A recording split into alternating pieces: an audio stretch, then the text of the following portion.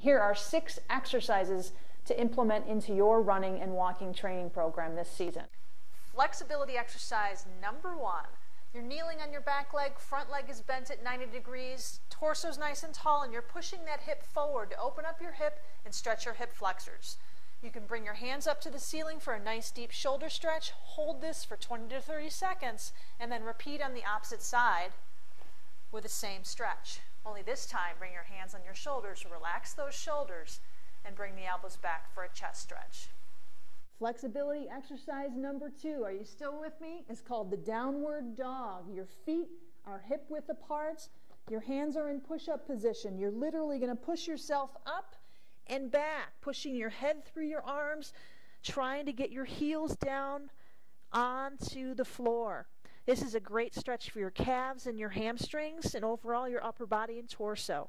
Hold it for 20 to 30 seconds. When you're done, relax down into your knees and go into a praying stretch. Hips go back, hands go forward. Hold this stretch for 20 to 30 seconds and then go back into downward dog.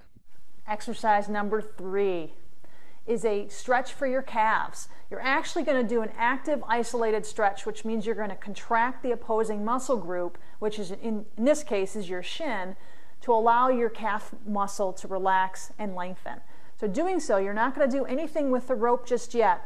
You can use a towel, you can use a strap or a rope. You're actually going to pull your foot towards your chest and then gently pull just for an added stretch and hold no more than 2 seconds. And repeat 10 times. So you're first activating that shin muscle, pulling your foot back, pulling just gently for an added stretch, and then release. Again, hold no more than 2 seconds and repeat it on each side 10 times. Flexibility exercise number 4 is for the hamstrings, which tend to get super tight for runners, sometimes with walkers as well.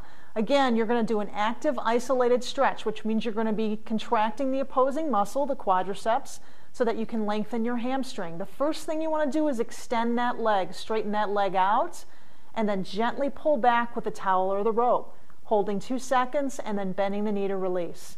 You're repeating this 10 times. Quadricep, contract, gently pull back, hold for 2 seconds, and release. And then repeat that 10 times on the opposite side.